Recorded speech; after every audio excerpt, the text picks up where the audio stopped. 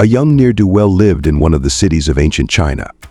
He had little direction in life until one day a sorcerer from the Morocco appeared, claiming to be the brother of his father, Mustafa the tailor. The sorcerer convinced both the young boy and his mother of his good intentions, pretending to want to set boy up as a wealthy merchant. But the sorcerer had darker motives. He needed the boy to retrieve a magical oil lamp from a booby-trapped cave. The boy agreed, unaware of the sorcerer's true plan. Together they traveled to the cave, where the sorcerer persuaded him to enter and fetch the lamp. Once inside, the boy found gold, rubies, and coral. He began handing the treasures to the sorcerer one by one. The boy found the lamp, but when he tried to leave, the sorcerer betrayed him, trapping him in the cave by sealing the entrance with a heavy stone. Desperate and alone, the boy realized the danger he was in. He had only one hope, the magic ring the sorcerer had given him. In despair, Aladdin rubbed his hands together, unintentionally rubbing the ring into his astonishment. A genie appeared. The genie, bound to the ring, released the boy from the cave, allowing him to return home to his mother with the lamp.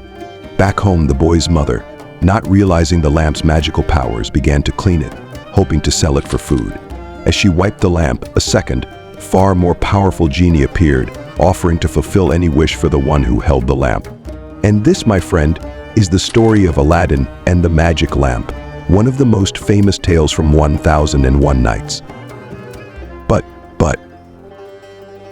this is not actually one of the original 1001 Nights stories.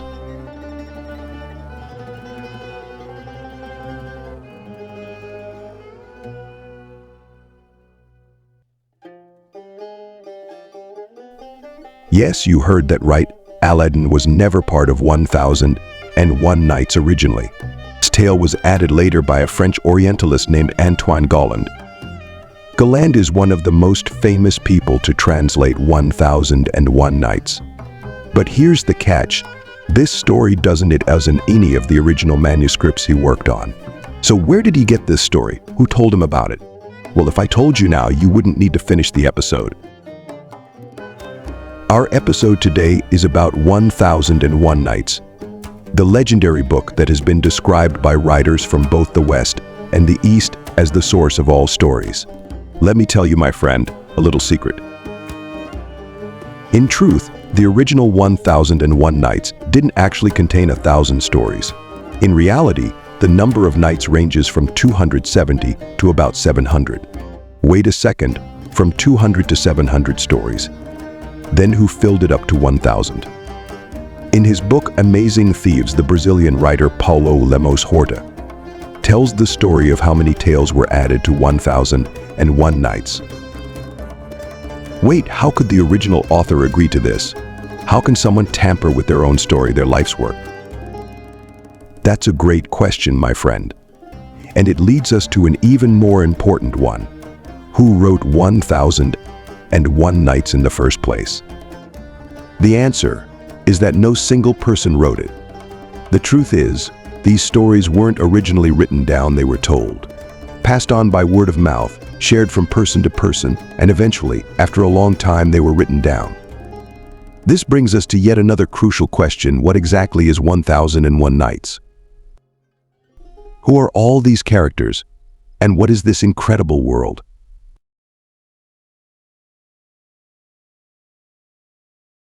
Once upon a time, in ancient days, there was an Indian king named Shahryar. One morning, he woke up to discover that his wife cheated on him, so he executed her. Consumed by bitterness, Shahryar made a terrible decision. He would marry a virgin girl every day and have her executed the next morning. He kept this horrifying pattern going day after day until he had nearly run out of girls in the kingdom. That's when Scheherazade, the daughter of the king's vizier, stepped in. She turned to her father and said, "Dad, our king has gone mad. He's traumatized by women and kills them all." Her father replied, "Honestly, you're not wrong, my daughter. But well, he's the king." So Scheherazade stood up and said, "All right, Dad, make him marry me." Naturally, the vizier refused. "Are you out of your mind?" he said. "He'll marry you, and by the next night you'll be dead." After much insistence, the vizier reluctantly agreed, and Scheherazade married King Shahryar. On their first night, Scheherazade started telling the king a strange and captivating story. But just as dawn was breaking, right at the story's climax, she fell silent. This, my friend, is what we call a cliffhanger in storytelling, a suspenseful ending that keeps the audience hooked, wanting more. King Shahryar was completely drawn into the drama, his curiosity gnawing at him. So instead of executing her, he let her live another night, just so she could finish the story. But Scheherazade was clever. She used a storytelling technique where each tale would branch off into another, creating a web of stories within stories. This format allowed her to weave an endless supply of tales. These tales became known as the Layali, which mean nights. She kept telling these stories night after night, and by the time they reached the first night after 1,000, Scheherazade yawned and told the king she'd continue the next day. And that, my friend, is the basic framework of 1001 Nights, Scheherazade, Shahryar, and the stories. It's the one part that no one has ever changed. Really? I want to be clear, is this really the original story that no one has changed? Let me tell you, my friend, this is not the original. The original is slightly different. Allow me to reveal the hidden truths behind the original tale.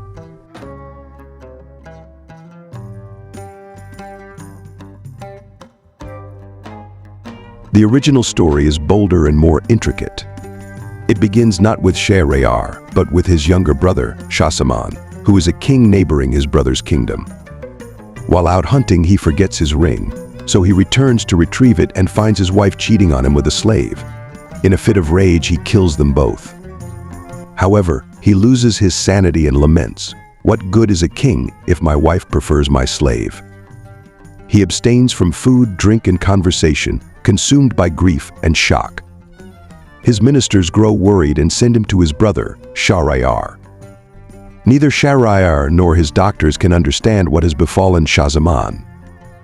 Meanwhile, Shahryar goes off to some of his conquests. From his room's window, Schahzaman witnesses 99 of Shahryar's maidens heading to the palace garden to play around a pond. He then sees 99 slaves emerging from the pond one after another, as if there were a tunnel leading from outside to the bottom of the pond. Then Shahryar's wife comes down from her chamber, claps her hands, and calls out, "Masoud! Masoud!" Suddenly, a slave more massive than the other 99 jumps over the palace wall. At that moment, Schahzaman witnesses the betrayal of Shahryar's wife and maidens right before him in the garden. When this strange spectacle concludes, Schahzaman starts to laugh. Seeing his brother's misfortune makes his own troubles seem lighter. He thinks to himself, "My brother is older and greater than I, and his tragedy is 100 times worse than mine."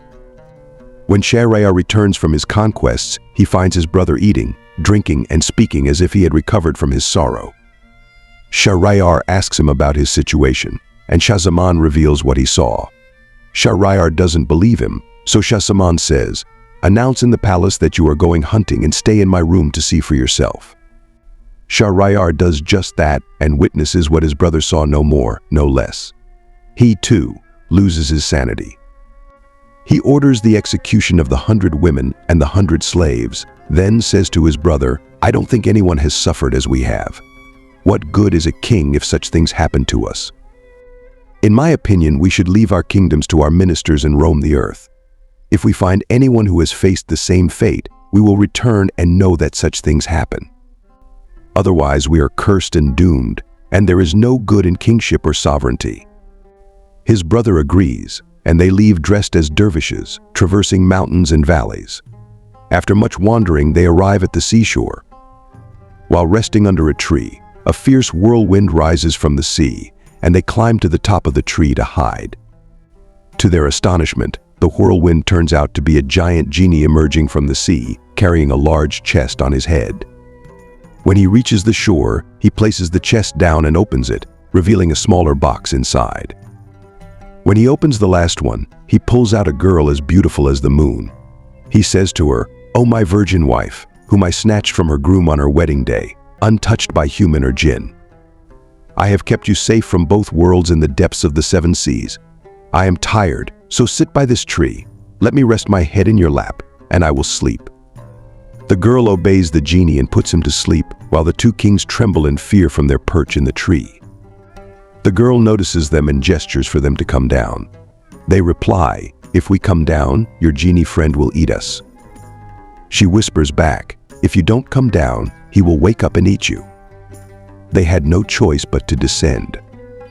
The king said to her, "You have gained our favor, now tell us your story." She replied, "This genie abducted me on the night of my wedding to my cousin and imprisoned me as you see. I swore revenge against him, intending to betray him 100 times. I have completed that vow with you too. Now hurry back to the tree before he wakes up." The kings climbed back up the tree just as the genie awakened.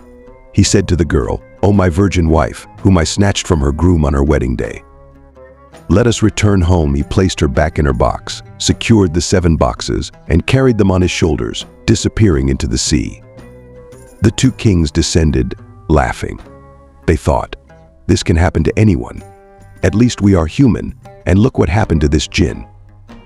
They returned to their respective kingdoms, but Shahryar remained troubled, wondering how to ensure that what happened to him and his brother would not happen to him in the future.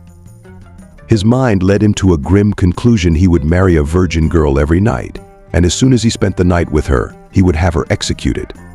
This way, he could guarantee that no one had touched her before him, and that no one would touch her after him. Her virginity before him would ensure her death after. Thus he began to kill a girl every night, while the women prepared for the weddings and the mourners walked alongside the drummers at the celebrations, knowing what would happen at dawn. The people of the land fled with their daughters, leaving the fields abandoned and the villages empty, while the king remained obstinate. One day he found only the daughter of his vizier.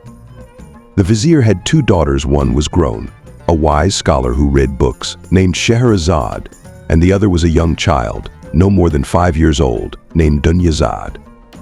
When the king requested his eldest daughter, the vizier returned home despondent and said to his family, "Pack your things, we must flee this land." But Scheherazade said, "Tell the king I accept. Trust in God." Then she told her younger sister to hide in her luggage that would be transported to the palace. She instructed Dunyazad, "If you hear the king call for the executioner, emerge from your hiding place and ask him to allow me to tell you a story one last time before he kills me." When that moment came, Shahryar softened at the sight of Dunyazad and permitted Scheherazade to speak. Thus she began to tell her tales. The story is deeper than most readers perceive. When a woman is reduced to her physical aspect alone, as represented in this story by virginity, like the relationship between the jinn and his captive, or the relationship between Shahryar and his victims, the woman becomes endangered, and the man too. Shahryar is ready to commit a massacre, destroying his own country to ensure that none of his wives are shared with another man. Notice that he does not divorce them after the first night he kills them, because what terrifies him is the thought of his wife being with another man, whether legally or otherwise. Shahryar commits murder, believing it to be the only way to preserve his honor, which for him is synonymous with possession of women. To him, the woman is merely a body, and his guarantee of exclusive ownership over a woman is her virginity before him and death after him.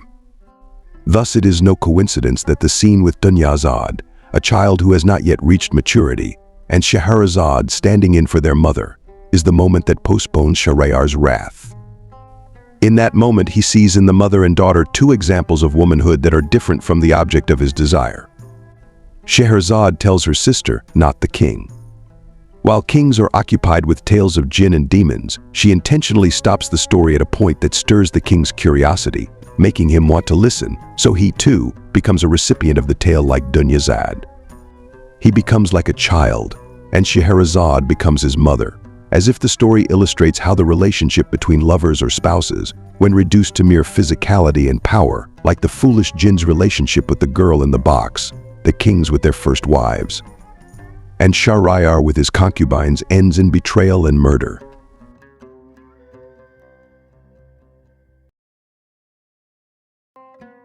The French Orientalist Galland begins his story in the year 1670 when he travels to work at the French consulate in Istanbul. There, he meets someone named Charles Ollier to assist him in collecting manuscripts. The goal was far from what we're discussing. It was to gather manuscripts about Eastern churches and any complete manuscripts. This Orientalist searched for manuscripts, collected them, and transported them to the palace of King Louis XIV. He specifically sought complete manuscripts because he hoped to find one of 1001 Nights. However, he only came across 282 nights very incomplete, as 719 nights were missing. Galland bought it with his own money and decided to translate it. The first part of the Arabian Nights was published in 1704. From there, France went crazy. What are these stories? What are these strange worlds? The West gradually became obsessed with 1001 Nights, as if they were watching a series with episodes and seasons. But remember, we only have 282 episodes. We need more. Indeed, my friend, Galland faced a problem. In 1709, his publisher approached him, saying, "Hey, where are the rest of the nights? The book fair is near, and the season is upon us." Galland replied, "That's it, there are no more nights. The original is finished." The publisher insisted, "Never mind, the original can be faked." Here Galland would take new stories from the publisher, editions with all new tales. When Galland asked where they came from, the publisher claimed they were from a Persian translation of 1001 Nights created by an Orientalist named François Pétis. The truth, my friend, is that this was all a swindle nonsense. The goal was simply to complete the stories. The French Orientalist had no original manuscripts. Most of them were tales he had heard during his travels. Galland did not despair. He sought a solution to continue with stories of the same quality as the originals. The answer came to him on March 25th, 1709, when he visited his friend Lucas in Paris. There, he met a young man named Hanna Diab al-Maroni, who would change Galland's life. Hanna was born in the city of Aleppo, a place where coffee shops thrived and storytellers would perform.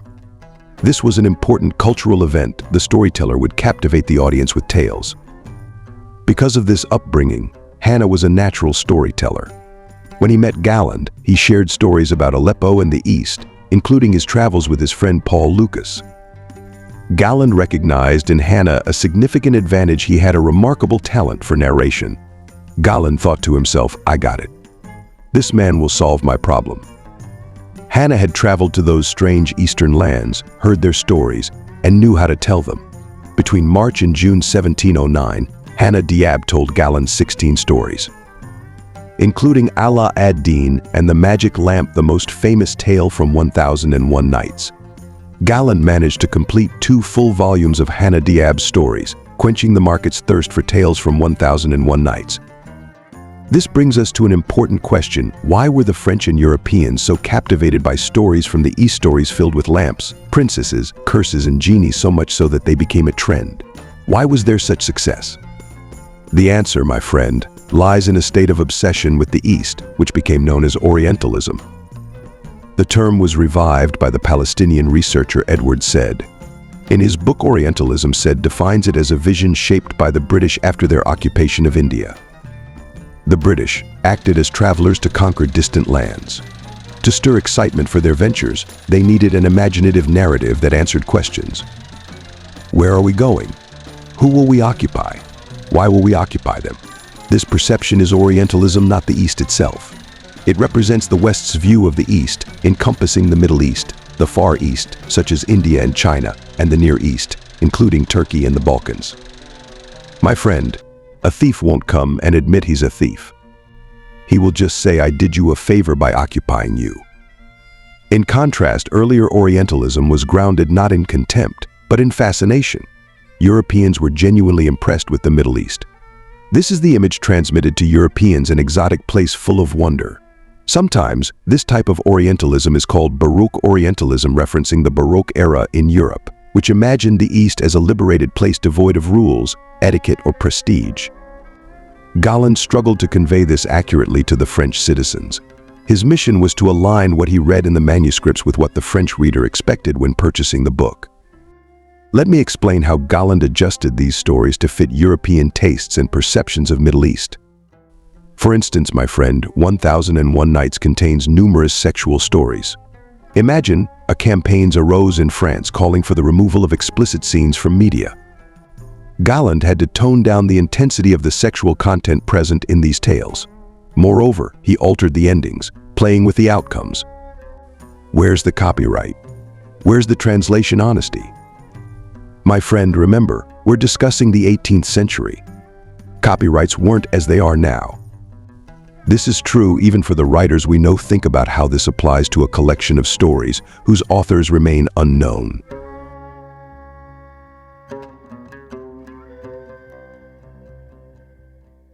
It's said that during the 3rd to the 9th nights of 1001 Nights, Scheherazade told the story of the hunter and the Jinni.